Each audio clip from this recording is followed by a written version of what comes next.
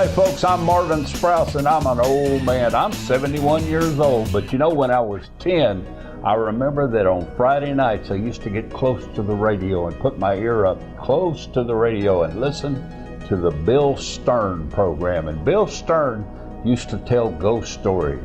He used to tell stories that excited me, that frightened me, that kept me thoroughly entertained for 30 minutes every Friday night. Well, I've got a fella who's a friend of mine, and he tells great, amazing stories. And the remarkable thing is they're all true, and they all happen to him. Chip Weish, I want you to tell our listeners the story about the levitating woman. Would you do that for us tonight? Yes, Marvin, that was I was 16 years old. My cousin was 16, I was 15 actually, but he just got his driver's license, and we were out driving around doing what most all teenage boys do, out looking for girls. Even old men like me can picture this. Yes, sir. We were having just one of them good fun evenings, and we were driving down Wichita Street, just south of Fort Worth. And when all of us, we were just driving, and out of nowhere, acted like there was this woman on the side of the road, and we were like, as we drove past her, it was like, well, hey, you know, looky there. And so, as we passed her, I told my cousin, I said, hey, let's turn around and go back and ask her if she needs a ride. Was she pretty? I couldn't tell, didn't get a glance, you know, for whatever. All I saw was it was like she looked like she was wearing either like I don't know if it's called a gown or a prom dress or what it was, but she just was fancy dress. Yeah. So we went back and did a U-turn and came back by and slowed down, I'm going to say probably about 20 miles an hour. And we were driving past her, and I looked over to get a better look and to see if she was what I would consider, you know, our kind or our type or whatever you call it. And I looked and tried to see what she looked like, and still couldn't really get a good visual of her. So we turned back around. This time we were going back toward the direction that she was walking. And we pulled up beside her. And as we pulled off there's kind of a bar ditch. As we're pulling up beside her, one of the things I noticed is that I was worried about my cousin hitting her because he got so close to her that I thought his bumper was actually going to bump her. And I was kind of watching as he pulls in, and as we get right next to her, I rolled my window down to ask her if she needed a ride. And so whenever we got right where she was right beside me. How civic-minded you were. Oh, I know. I'm telling you. That's great. That's just wanting to help out any way we could. So I rolled out the window and leaned out and asked her, as I was beside her, asked her if she needed a ride. Well, she didn't respond. And what was strange was, I mean, she didn't flinch when the car almost hit her, as it was. And then, of course, when I voiced out to her, she didn't even acknowledge me, didn't faze her. And at that point, when I leaned over and I said, started to try to talk to her and get her attention, and I said, excuse me, ma'am, do you need a ride?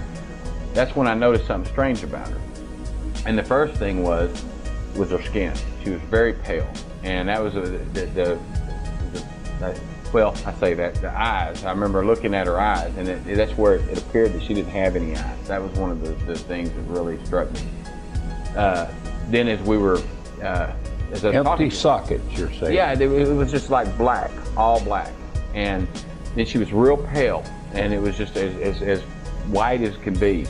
And in my mind, I say this because my mind was not comprehending what I was seeing. All I could see is this coal black hair, real pale white skin, and solid the blackness in the eyes.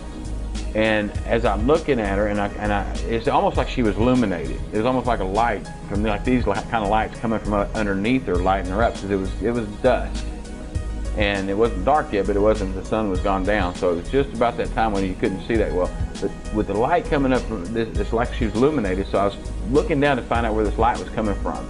And when I looked down, that's when I noticed there was something that, well, I always say I knew then that she wasn't my type. But what I noticed was she was elevated off the ground about 2 foot, and she was levitating, and it was as she was like drifting or floating kind of forward. As we were parked here, we were slowly moving as this was all going on, and she was like slowly moving forward with us.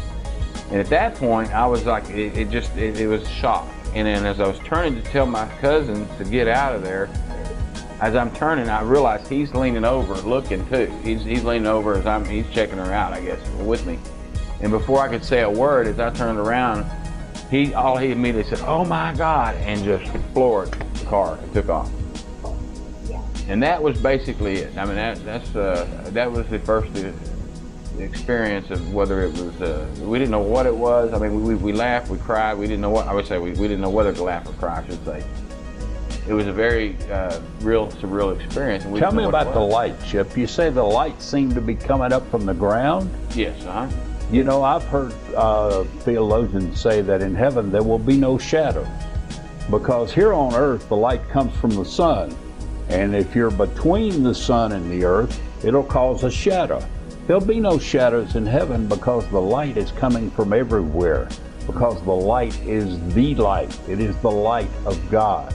And it sounds like you were seeing on that woman projected the light of God coming from an unknown, invisible source.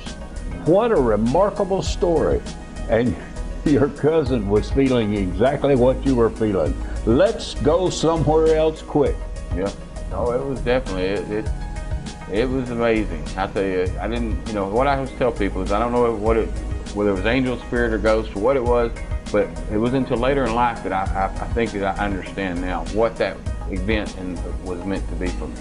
And it just basically, it validated to me that if ghosts are real, spirits are real, which I know then obviously it was validating it, that it also validated that the afterlife is real. So, you know, it's just, there was whatever the reason then I didn't understand, now I do, and I'll share that in the book. Well, just call that story number 1. There are about 100 more. I want you to get every one of them. I want you to enjoy these stories from Chip White. That was just one. They're amazing stories. And that was the story of the levitating, illuminated woman that Chip met at the age of 15 with his 16-year-old cousin on their first ever joyride in his car. What a story. Thank you, Chip White. See you again next week, folks. Thank you.